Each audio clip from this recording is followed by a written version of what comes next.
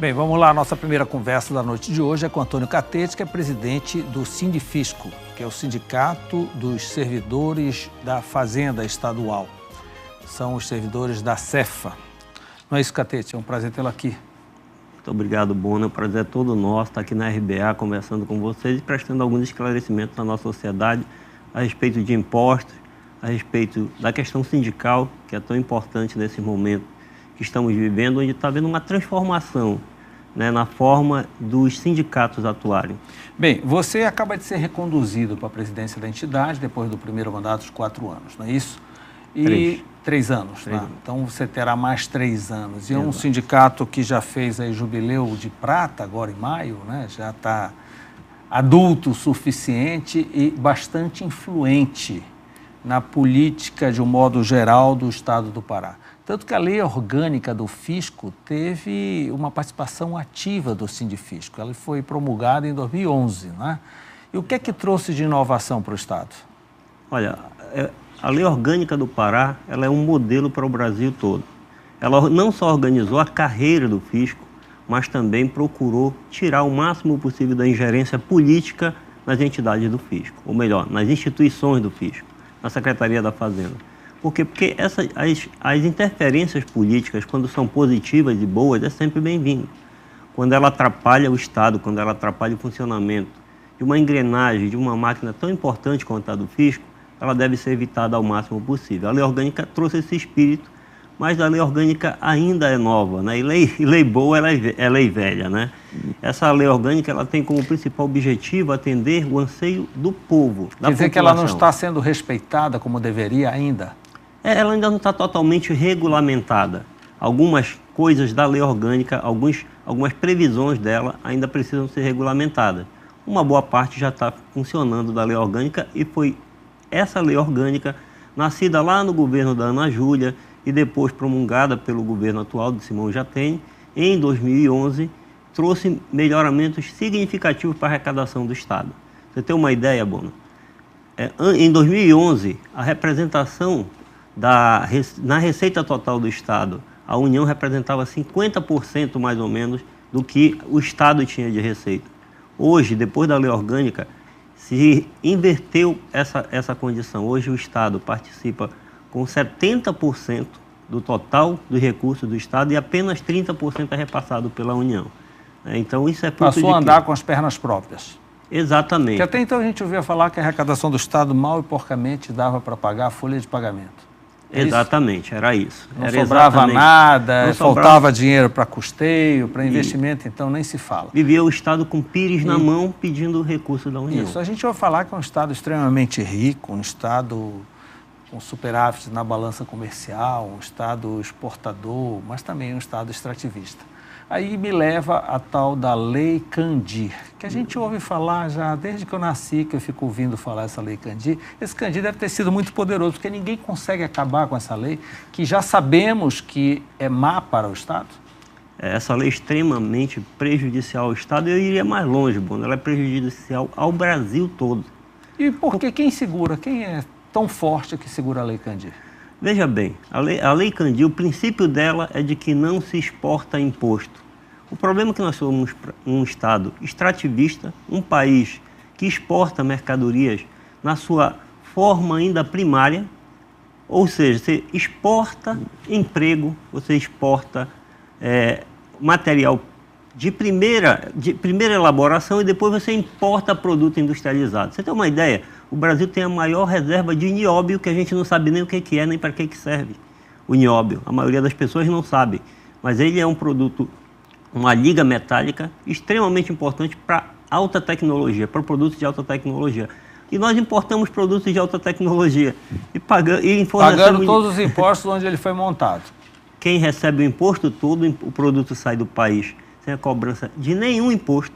E ainda o que é pior para o estado do Pará, pois nós temos um estado que é fornecedor de matéria-prima para o mundo todo praticamente, com a nossa extração mineral, o crédito proveniente dessa extração, ele é aproveitado no estado.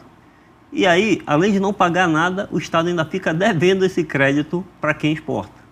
Causa um desequilíbrio total nas contas do estado. Além disso, nós estamos exportando emprego, que é um absurdo. Bem, então, esses detalhes, Catete, isso já foi extremamente divulgado e debatido. A pergunta é o seguinte: como que ela consegue ainda vigorar com tanto prejuízo ao Estado? O Estado não tem força política? Ela deve talvez interessar para São Paulo, é isso? Na verdade, ela já está atualmente constitucionalizada, porque antigamente era uma lei, agora ela passou a fazer parte da Constituição, né? Os grandes... Diz o seguinte: os produtos exportados não pagam tributos. Não pagam imposto. Sim. Aí a gente vive da extração do ferro, exporta e assim por diante, não é? Então, todo esse poderio mineral cantado e decantado não fica nada para nós além do buraco. Além do buraco. Você está com toda a razão. É exatamente isso que acontece. O buraco fica com a gente, nós fornecemos emprego para países desenvolvidos, enquanto aqui nós precisamos... E até aqui mesmo a gente ouve falar que os cargos de liderança, os cargos de decisão, ninguém é paraense, né? A maior parte é mineiro. Eles alegam, né, logo que nós não temos mão de obra qualificada, assim por diante. Quer dizer, não fica nada, é tudo oba-oba mesmo. É tudo oba-oba. Bem, hoje o que se discute é uma forma de recompensar o Estado, ressarcir o Estado dessa perda, né? Na verdade, nós do fisco somos totalmente contrários de que ela ainda exista. Na verdade, não é só a gente pedir que seja ressarcido, mas sim que a previsão constitucional, que é oriunda da Lei Candir, que ela seja revogada para que a gente possa fazer com que a exportação de produto primário ele seja desincentivado e a gente construa um parque industrial para a gente poder exportar produtos, no mínimo, semi-elaborados. O ideal que seria produto industrializado para a gente conseguir gerar riqueza no nosso Estado. Mas a gente não sabe que poderes são esses que conseguem manter essa ideologia, que para mim eu acho que já é uma ideologia, não é só uma convicção econômica, né? Uma ideologia de que deve se manter essa sistemática para que o país funcione melhor. Na verdade, a gente leva um prejuízo muito grande e hoje outros estados da federação estão tendo o mesmo problema, como Mato Grosso, Minas Gerais, né? E o Pará, que é um grande prejudicado. Pra você ter uma ideia de números, o Pará teria direito a mais de 20 bilhões de reais a receber da União se tivesse ressarcido, direito a esse ressarcimento. A gente sabe que não vai receber. De jeito nenhum. Bem, nós estamos numa discussão de uma reforma previdenciária nacional. Como é que se enquadra a Previdência Estadual? Em que estágio ela está e o que pode vir a alterar? Olha, a Previdência Estadual, inclusive eu sou participante do CEP, que é o Conselho Estadual de Previdência aqui no estado do Pará. A gente tem um debate muito grande e é muito importante a gente dizer que não existe só uma Previdência no estado. Existem duas Previdências porque o estado dividiu a Previdência em duas partes. Uma antes de 2002 e uma depois de 2002. Né? Essa Previdência, depois de 2002, com os cálculos atuariais feitos pelo próprio IGPREV, ela é superavitária até 2095. Ou seja, 2095 provavelmente todo mundo que está lá já estará morto, né? E aí já teria bancado toda essa questão previdenciária e ela seria superavitária. Enquanto que a Previdência anterior, aquela em que o governo não tiver o cuidado de guardar ou de tratar o dinheiro com a forma adequada que deveria se tratar, essa é deficitária. Mas aí o governo joga algo muito pesado, dizendo que ela é extremamente deficitária, o valor é extremamente alto, que na verdade não é bem isso. Por que eu estou dizendo isso? Porque quando você calcula um déficit previdenciário, você tem que primeiro colocar toda a contribuição dos ativos e dos inativos e também colocar a contribuição do governo, para depois calcular o déficit. O governo, quando apresenta os cálculos dele... Ele não coloca a parte dele. Ele não coloca a parte dele, simplesmente joga tudo como se fosse déficit e aí apresenta um rombo que é mirabolante quando ele não ingressa, não demonstra os interesses dele para fazer a reforma, para fazer as alterações que ele está propondo. É natural isso. Nós, depois de uma reforma nacional, nós teríamos que adequar a nossa, está muito atrasada ou não? Na verdade, no meu entendimento, essa reforma nacional que está sendo discutida é uma reforma que ela vem para resolver não um problema previdenciário, e sim um problema de déficit financeiro do governo. Porque a previdência, o equilíbrio dela, para mim está muito claro que existe, né? Há um trabalho da Anfip que demonstra o equilíbrio, há vários trabalhos que demonstram esse equilíbrio. O problema é que o governo não consegue fechar as contas dele. E a maior rubrica que existe dentro do orçamento da União, depois do pagamento de juros de dívida, amortização de dívida pública, é a Previdência. Então, é lá que o governo sabe que tem que mexer, já que ele não tem a coragem de mexer no juros de dívida e amortização de dívida pública, que representa 45% do orçamento.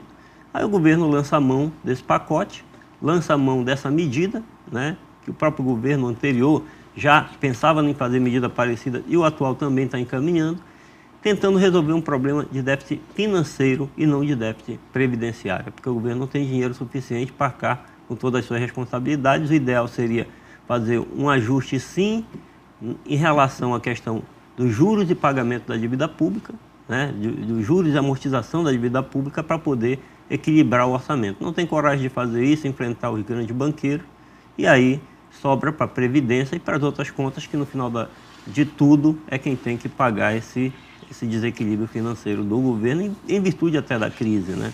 Catete, vamos voltar para a questão do fisco.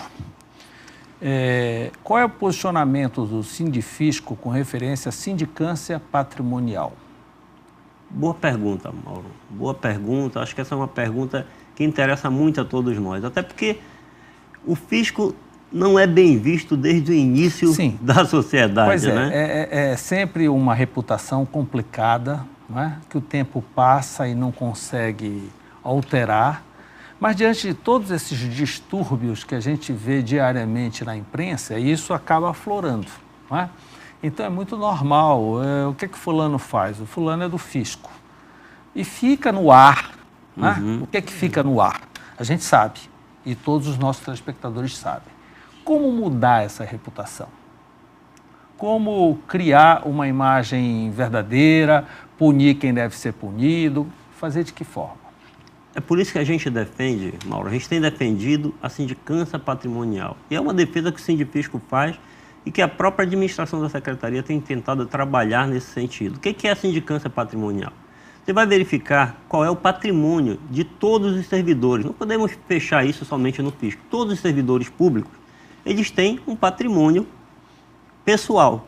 Esse patrimônio pessoal tem que ser compatível com a sua renda, com o seu rendimento, com o seu salário.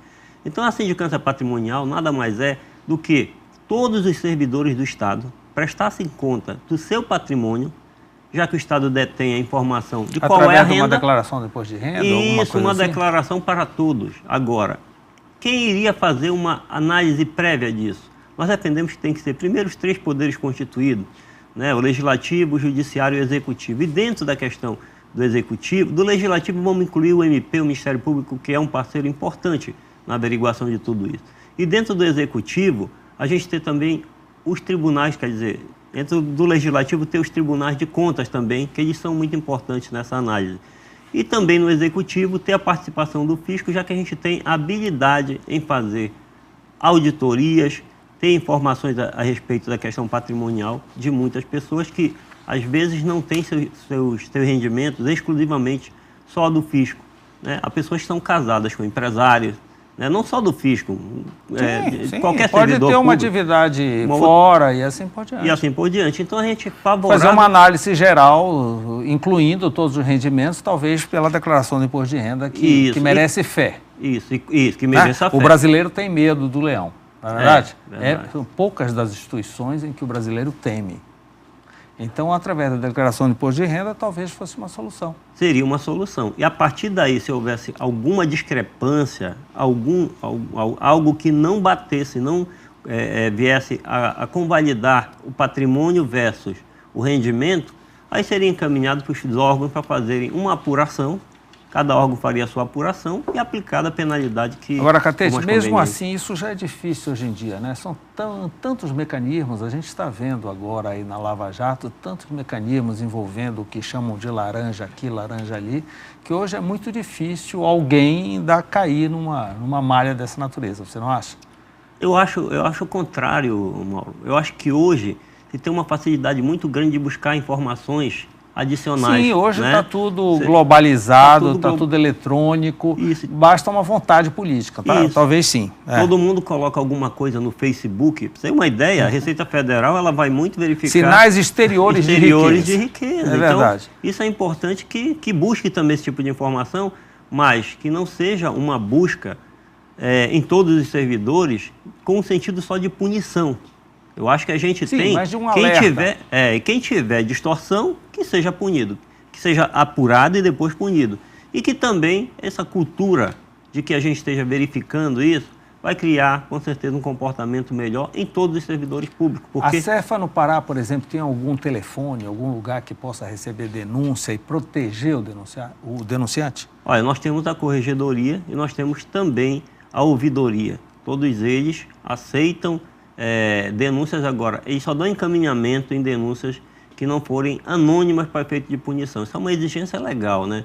De que, no caso de uma denúncia formalizada, se você disser, olha, tal situação está acontecendo, eles podem até apurar, mas não vão poder fazer nada se não tiverem a comprovação daquilo, ou então que esse denunciante se identifique para que o órgão possa fazer uma apuração mais aprofundada, inclusive buscando provas, comprovações a respeito. Não é função do Sindifisco, mas tem algum mecanismo dentro do sindicato que possa colaborar com essa melhora de reputação de seus membros? Olha, não há dúvida. A gente sempre procura fazer seminários, procuramos fazer atividades dentro do sindicato com palestras que discutem a questão da ética. Você tem uma ideia? Nós trouxemos o Leandro Carnal para falar exatamente sobre ética com os nossos servidores. Isso é uma atividade do Sindifisco.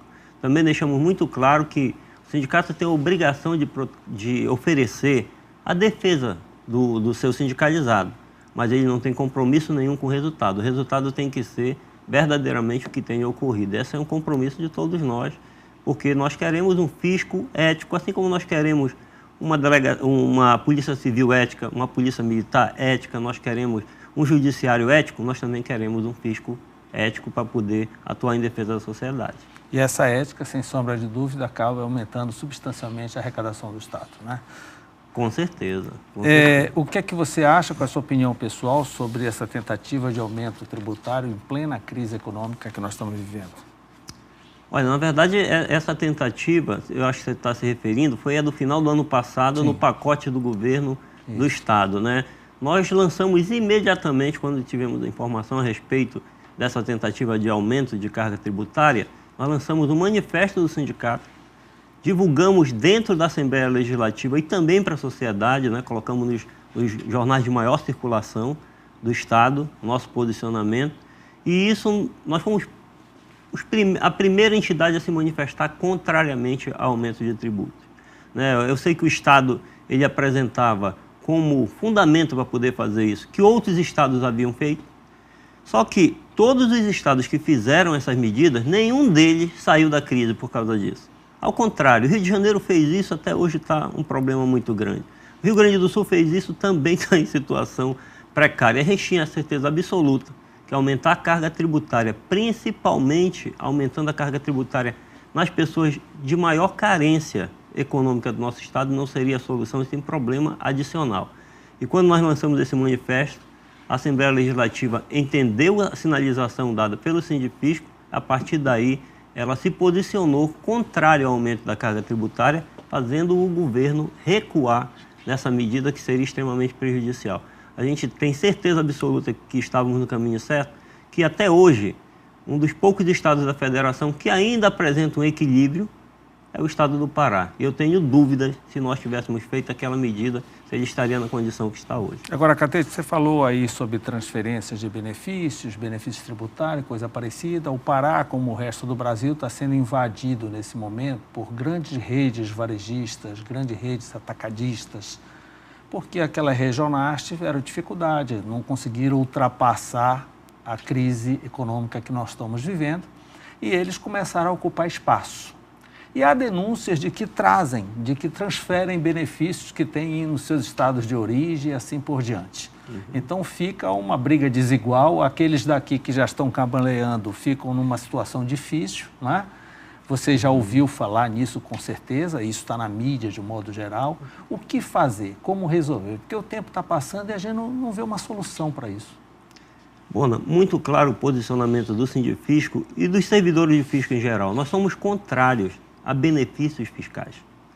Contrários a benefícios fiscais. Porque benefícios fiscais, da forma como são concedidos... E por que não são denunciadas essas transferências? Olha, são denunciadas sim. Existe inclusive uma apuração sendo feita pelo Ministério Público a respeito dos benefícios fiscais, né? Eu posso te garantir isso, que o Ministério Público está apurando isso, Tem informações de que ele teria requisitado à Secretaria da Fazenda que informasse todos os benefícios fiscais que são concedidos no Estado.